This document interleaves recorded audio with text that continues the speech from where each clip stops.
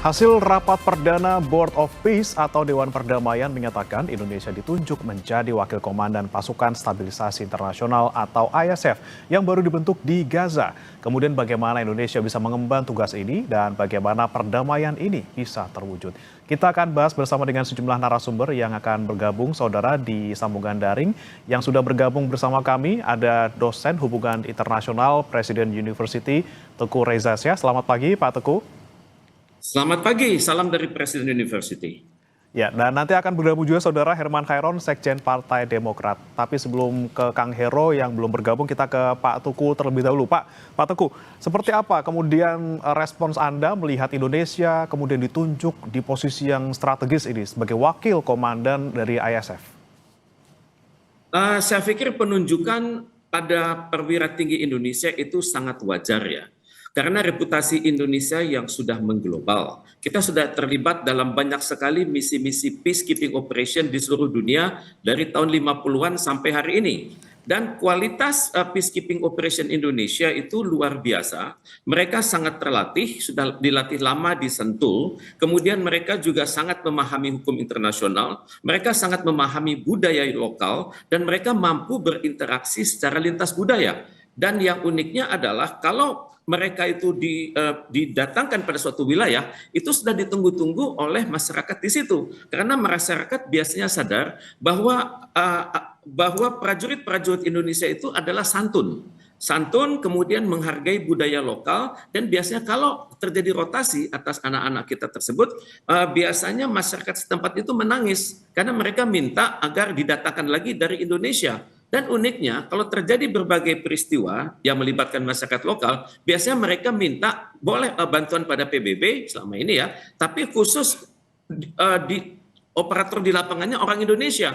Karena mereka tahu orang Indonesia itu bersikap adil, orang Indonesia itu bersikap santun dan menghargai masyarakat. Jadi ini adalah hal yang lumrah terjadi. Saya tidak terkejut ketika Donald Trump mengatakan akan meminta atau Indonesia untuk mengirimkan seorang wakil dari ISF, dan Pak Presiden Prabowo Subianto sudah mengatakan saat ini sedang memilih dan selanjutnya akan menunjuk, dan hal ini tidak sulit karena saya perhatikan kaderisasi di TNI itu sudah berjalan berdasarkan prinsip-prinsip meritokrasi. Jadi mereka naik ke atas itu dengan proses berjenjang. Kemudian mereka juga sudah mengikuti pendidikan pelatihan yang sangat bagus di level sekolah staf dan komando, Angkatan Darat, Angkatan Laut, dan Angkatan Udara, dan selanjutnya masuk ke level Sesko TNI. Nanti dari situ akan naik lagi ke level Lemhanas. Dan saya yakin dan percaya bahwa siapapun yang dipilih oleh Presiden nanti untuk menjabat sebagai wakil komandan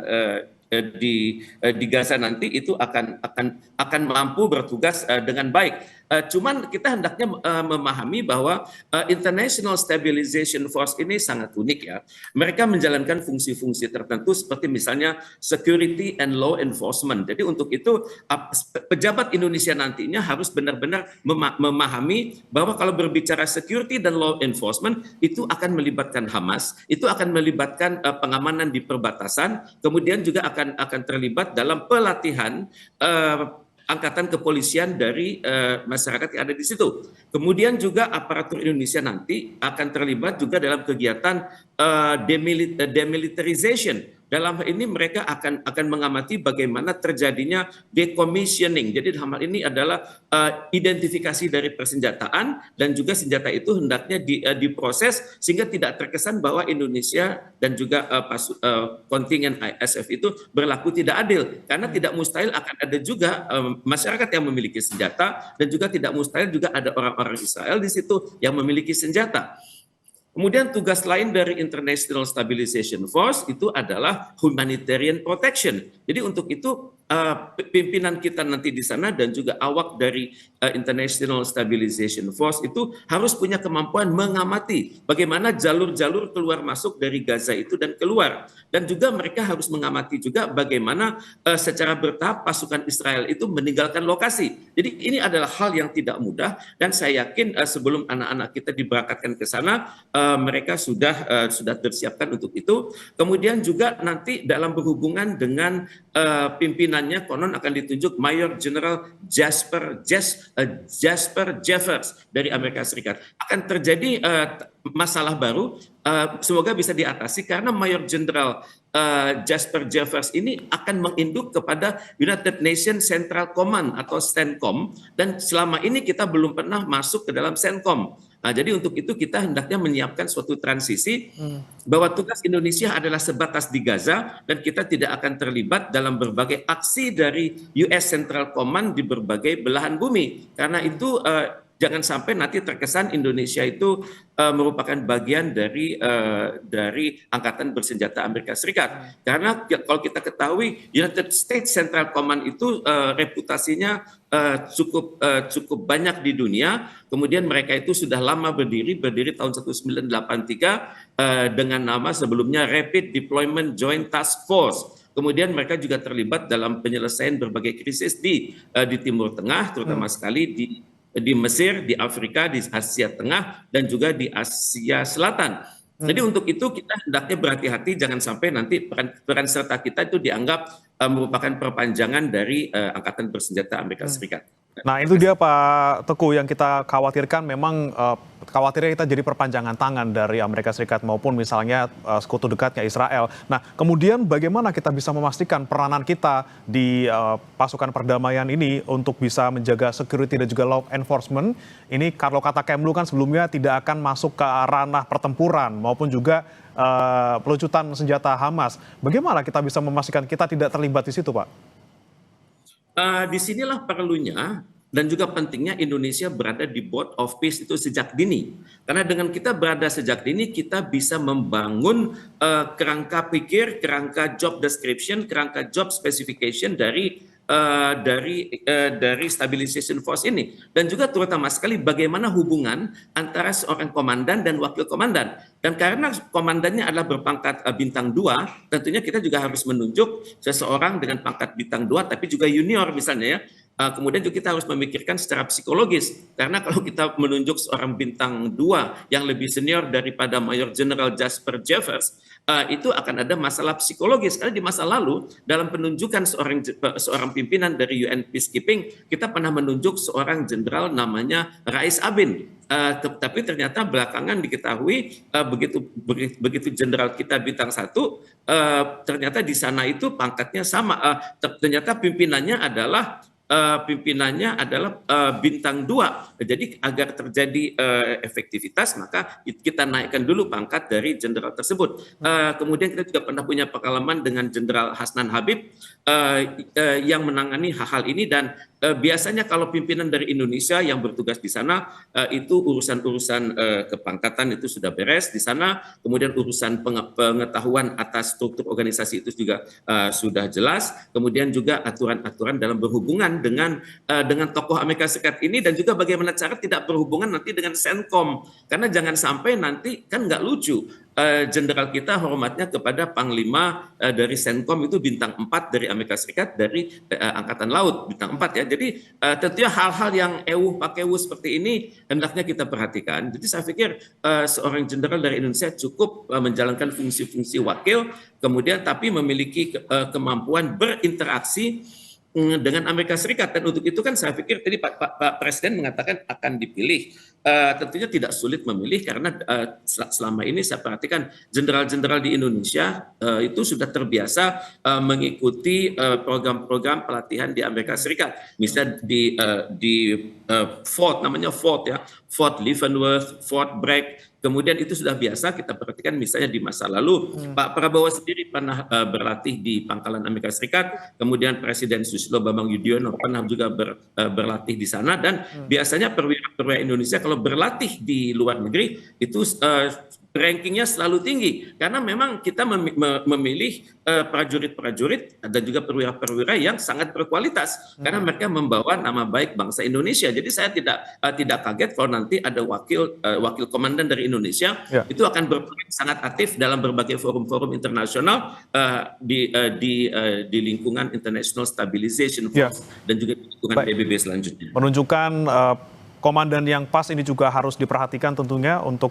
tadi menjaga keseimbangan antara komandan juga wakil komandan di ISF. Sudah bergabung bersama kami Sekjen Partai Demokrat Herman Hairon. Selamat pagi, Kang Hero. Pagi, selamat pagi. Ya, Kang Hero, tadi kita sudah bahas terkait bagaimana peran dari Indonesia nantinya ketika kita sudah menjadi nih wakil komandan dari ISF. Kalau menurut Anda sebagai partai pendukung pemerintah, seperti apa penunjukan Indonesia ini? Ya, saya kira ini sebuah penghargaan dan diplomasi yang luar biasa. Pak Prabowo tentu memiliki sesuatu atau strategi hubungan luar negeri yang baik. Tentu dengan dasar bahwa kita memiliki politik bebas aktif dan terus menjalin hubungan baik. Dan ini adalah sebuah komitmen ya, bahwa kita bisa menunjukkan bukan hanya pada tataran diplomasi, tapi dengan kesiapan Pak Prabowo dengan 8.000 personil, bahwa ini adalah komitmen pasukan perdamaian, both on ground, yang menurut saya bisa menunjukkan bahwa Indonesia tidak hanya berbicara, tetapi juga menunjukkan kesiapannya. Bahkan ini merupakan wujud terhadap keinginan Indonesia yang ditunjukkan oleh Presiden Prabowo Subianto sebagai bagian dari solusi dua negara.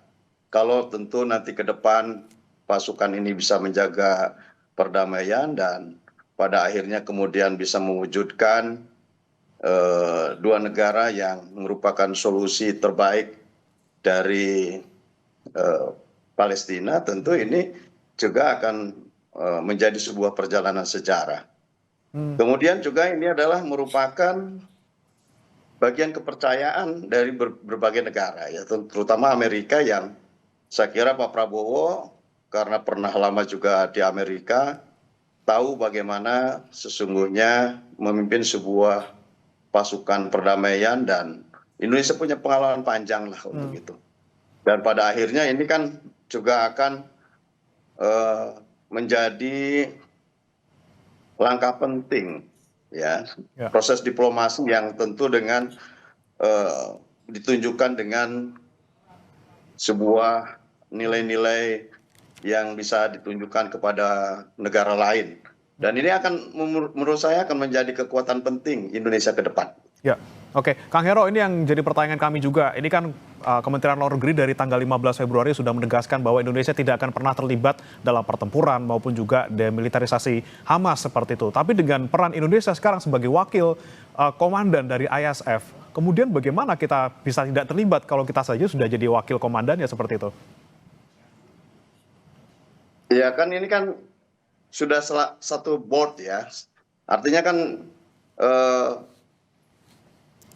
menurut saya ini sebuah proses ya, sebuah proses transisi. Jadi dan dengan bagian penting di dalam proses transisi dan menjadi wakil komandan di pasukan perdamaian ini, saya yakin punya cara lah. Punya cara bagaimana pendekatan-pendekatan penting antar kedua negara. Diplomasi yang panjang tentu harus diteruskan, dan tentu pada akhirnya ya kita bisa menciptakan perdamaian di sana. Ya kita lihat saja, dan saya meyakini Presiden Prabowo akan punya kemampuan untuk sampai ke arah perdamaian itu. Baik, pertanyaan yang sama saya tujukan ke Pak Teguh. Pak Teguh, kita sebagai wakil, posisi kita strategis di samping dari komandan dari ISF, ini kita semakin strategiskah, punya daya tawar yang besarkah juga untuk tidak ikut dalam demilitarisasi, atau justru kita nanti ikut di ikut komandannya seperti itu? Terima kasih. Pandangan dari Bapak Herman Hairon itu sangat jelas itu, karena kita memiliki pengalaman yang sangat banyak di berbagai forum internasional. Banyak sekali misi perdamaian yang sudah kita lakukan di berbagai belahan bumi, dan tentunya kita memiliki data terbaik yang disebut best practices. Dan saya sangat berharap best practices itu dapat dibagikan Indonesia, karena dibandingkan negara-negara lain, ya kita termasuk negara yang paling kaya pengalaman, dan kita termasuk negara yang sudah teruji dan terdevelop sekaligus. Jadi untuk itu memang perlu konsultasi dengan semua anggota Board of Peace ya, sehingga tidak terkesan bahwa Indonesia itu melangkah di luar koridor berlaku di Board of Peace. Jadi dengan keberadaan Pak Prabowo di dalam Board of Peace, dengan pengalamannya yang sangat tinggi, dan juga beliau alumnus dari berbagai pelatihan militer Amerika Serikat, saya pikir tidak sulit bagi Indonesia untuk mendapatkan praktek terbaik, karena banyak sekali namanya misalnya TASCAP, misalnya tugas-tugas akhir dari aparatur militer dari seluruh dunia yang bertugas di Amerika Serikat. Jadi Pak Prabowo punya kelebihan, beliau bisa mengkombinasikan lembaga-lembaga pelatihan yang ada di Indonesia, di Asia Pasifik, di Asia Afrika, dan juga lembaga yang ada di Amerika Serikat. Jadi saya yakin nanti ide-ide yang datang dari presiden kita itu dapat dikatakan lebih unggul dan lebih teruji daripada ide-ide yang datang dari negara-negara lain. Perlukah juga nih Pak Teguh, bagaimana kita bisa membagi tugas yang jelas, batasan yang jelas, koridor yang jelas, di mana pasukan kita ditempatkan, apa saja peran mereka, tentunya untuk menjaga keselamatan pasukan kita juga di sana. Dan untuk itu memang diperlukan informasi yang sangat detail ya. Jadi kita bisa dalam kedudukan kita sebagai Board of Peace, dalam kedudukan kita sebagai wakil komandan, ya tentunya kita berhak mendapatkan data-data intelijen yang selama ini tidak kita miliki. Mungkin data-data intelijen yang kita peroleh ini kualitasnya akan ada lebih tinggi daripada data-data intelijen yang berada di media massa ataupun berada di kalangan atas pertahanan di Timur Tengah. Karena biasanya intelijen Amerika Serikat itu sangat baik, memiliki teknologi remote sensing yang sangat baik dan teruji di lapangan. Dan ini adalah suatu alih teknologi yang sangat bagus dari Amerika Serikat kepada anak-anak kita. Saya nyebut anak-anak karena pada saat Pak Prabowo berbicara bulan Oktober silam, beliau menggunakan kata our sons and daughters. Jadi anak-anak kita ini saya yakin akan sangat banyak mendapatkan pengalaman di dalam International Stabilization Forces, dan tentunya hal ini kedepannya akan sangat membantu profesionalisme di kalangan Tentara Nasional Indonesia dalam penugasan mereka di berbagai belahan bumi, dan juga profesionalisme mereka saat menjabat di dalam negeri sendiri. Baik, informasi intelijen sebagai wakil komandan ISF tentunya akan didapatkan Indonesia, tapi saya mau ke Kang Hero. Kang Hero, dengan kita sebagai wakil lagi-lagi gitu ya, dengan banyaknya informasi intelijen yang bisa kita terima, kemudian juga bisa memastikan posisi-posisi kita di mana saja, batasan-batasan kita di mana saja. Ini bagaimana kita bisa menjamin keselamatan pasukan kita di sana, Kang Hero? Ya, kita bisa melihat dulu ya dari sebuah tujuan bahwa apa yang hari ini diberikan kepercayaan kepada Indonesia ini merupakan keberhasilan dalam penguatan soft power dan kepemimpinan global. Ini dulu yang penting. Dan tentu yang kedua, kita lihat dari komitmen Presiden Prabowo bahwa dengan mempersiapkan personil yang profesional dan kemudian memberikan kepercayaan tingkat internasional pada hari ini karena dijadikan sebagai wakil komandan, dan tentu ini merupakan sebuah kepercayaan yang bernilai dan dipandang bahwa Indonesia ya cukup mumpuni dalam posisi menjadi sebuah negara yang mampu untuk menciptakan perdamaian dunia. Peran aktif ini tentu akan memperkuat posisi Indonesia dalam forum-forum multilateral lainnya, termasuk menurut saya dalam upaya bagaimana mereformasi Dewan Keamanan PBB di masa depan. Dan ini merupakan langkah maju lah gitu ya. Dan bagaimana teknisnya nanti tentu berkaitan dengan tingkat keamanan dan lain sebagainya. Ini kan bukan hanya menjadi tanggung jawab Indonesia, tentu ada beberapa negara yang telah bergabung di Board of Peace yang tentu juga di dalamnya ada Amerika Serikat, kemudian ada Israel dan lain-lainnya yang tentu akan membawa hal-hal yang lebih penting kepada meja perdamaian. Dan kita berharap bahwa dengan adanya pasukan perdamaian ini bukan berarti kemudian kita terjun dalam sebuah konflik peperangan, tetapi justru dengan adanya ini adalah merupakan transisi pemerintahan menuju kepada pemerintahan yang teknokratis dan berjalan dengan damai, dan pada akhirnya kita bisa mewujudkan two-state solution. Oke, tadi juga sempat saya bahas bersama dengan Pak Teguh soal siapa kira-kira pemimpin ataupun komandan yang tepat untuk bisa memimpin Indonesia sebagai wakil komandan ISF di Gaza. Kalau menurut Kang Hero nih sebagai partai pendukung pemerintah, ada nggak nama yang diusulkan ataupun misalnya pandangan terkait dengan siapa komandannya? Saya kira banyak pilihan ya, dan tentu kalau melihat dari perjalanan sejarah, Pak SBY sendiri pernah menjadi komandan pasukan perdamaian di beberapa negara yang saya kira dari pengalaman-pengalaman panjang kemudian bisa didiskusikan dengan Pak Prabowo yang juga punya pengalaman panjang di dalam dunia militer dan bisa menilai sesungguhnya siapa. Tentu ini kita serahkan saja profesionalitas kepada pimpinan negara ini untuk menunjuk siapa yang tepat untuk bisa memimpin pasukan perdamaian dari Indonesia dan tentu akhirnya ini bisa mewujudkan misi negara bersama dengan negara-negara lainnya yang pada akhirnya bisa menciptakan perdamaian dunia.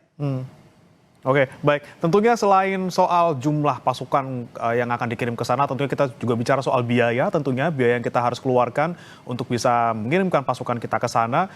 Bagaimana kemudian dari Partai Demokrat melihat kemampuan kita sebagai sebuah negara di Indonesia yang mungkin punya fiskal yang sedang terjepit juga sekarang. Bagaimana Kang Hero melihatnya? Ya semuanya sudah dalam perhitungan menurut saya. Karena pasti ya bukan kita hanya terjun dalam sebuah komitmen mewujudkan perdamaian dunia dengan mengirimkan pasukan dan berkonsekuensi terhadap biaya. Tapi pada sisi lain menurut saya ada tingkat kepercayaan yang semakin baik terhadap Indonesia dan ini sesungguhnya juga akan menciptakan sebuah opportunity ya dan ini akan berkembang menurut saya kepada diplomasi ekonomi dan lainnya. Tentu ada sesuatu yang ini menjadi bagian penting dalam prestasi bangsa kita juga ini bisa mendatangkan hal lain. Dalam konteks politik dunia kita semakin aktif, semakin bisa menunjukkan kapasitas, profesionalitas dan bisa berhasil mewujudkan apa yang menjadi keinginan banyak bangsa-bangsa. Saya kira pada sisi lain juga ini juga akan mewujudkan opportunity lain yang juga bisa meningkatkan perekonomian bangsa. Dan kewajiban menciptakan perdamaian dunia kan bukan hanya menjadi kewajiban bangsa kita. Tentu pada akhirnya nanti hal-hal seperti ini akan menjadi pertimbangan. Dan saya meyakini Presiden Prabowo Subianto sudah mempertimbangkan dengan matang persoalan konsekuensi dan apa yang tentu menjadi resiko terhadap keterlibatan kita di dalam komitmen ini. Oke, baik. Sudah dipertimbangkan pastinya oleh Pak Presiden terkait dengan biaya gitu ya. Kembali saya ke Pak Tuku. Pak Tuku, ini kita Indonesia tidak hanya satu-satunya negara yang mengirimkan pasukan yang sudah berkomitmen dari 5 negara, termasuk Indonesia, ada Maroko, kemudian Kazakhstan, ada Kosovo, ada Albania juga. Ini bagaimana kemudian kita nanti bisa berkolaborasi, bekerja sama dengan tujuan yang sama mungkin. Bagaimana kemudian kita bisa menyatukan ide dan juga gagasan yang sama untuk perdamaian Palestina dan juga untuk solusi dua negara? Memang disinilah peranan hubungan internasional ya. Kita memiliki hubungan baik dengan negara-negara tersebut di level bilateral, misalnya dengan Maroko, dengan Albania, dengan Kosovo, dengan Kazakhstan. Dengan adanya hubungan baik tersebut, maka kita sudah mengerti bagaimana proses perkembangan militer dan kepolisian yang ada di sana. Bahkan kalau nanti misalnya dari Turki juga akan ada timnya, kita juga sudah memiliki hubungan yang baik dengan Turki, apalagi di dalam berbagai forum-forum kerjasama bilateral dan juga MIKTA misalnya. Kemudian juga kita juga sadar bahwa untuk itu diperlukan memang seleksi anak-anak kita yang nanti masuk ke dalam stabilization force itu yang benar-benar siap pakai gitu, yang sudah bukan hanya terlatih dengan baik, tapi juga sudah mengikuti seleksi psikologi sebelum mereka berangkat. Dan ini juga hal-hal yang juga harus pikirkan. Kemudian juga bagi para operator Indonesia nanti yang levelnya lebih senior, tentunya kan mereka sudah harus mengerti sehingga tidak perlu belajar lagi gitu karena pelatihan di Sentul itu sudah sangat bagus. Jadi nanti mereka sudah mengerti bagaimana yang namanya transisi pemerintahan, kemudian bagaimana prosedur bekerja secara damai dan juga mereka sudah siap dari segi profesionalisme, mereka sudah terlatih secara meritokrasi dan juga mereka sudah juga memenuhi kriteria kapabilitas dan akseptabilitas. Jadi ini yang harus kita yakinkan pada diri kita sendiri bahwa anak-anak kita yang berkat nanti itu sudah siap pakai, sudah siap berinteraksi secara lintas kelembagaan dan juga taat pada hukum internasional dan benar-benar mampu menerapkan nilai-nilai luhur Pancasila di lingkungan yang baru tersebut. Karena lingkungan baru tersebut tidak aman-aman saja, itu kita berhadapan di satu lingkungan di mana masyarakatnya, satu keluarga itu pasti ada beberapa orang yang sudah meninggal. Pasti ada mereka yang menyaksikan bagaimana anak kecil itu meninggal. Mereka sudah melihat juga bagaimana bom itu bekerja. Dan juga harus diperhatikan nanti anak-anak kita yang bertugas di bidang ZENI itu harus berhati-hati sekali. Kalau berurusan dengan puing-puing bangunan itu barangkali suasana kejiwaannya akan lain. Kemudian juga di bekas-bekas wilayah yang sudah dibom tersebut tidak mustahil itu masih ada bom yang bekerja. Kemudian juga tidak mustahil masih ada sisa-sisa kimia yang sangat berbahaya. Jadi untuk itu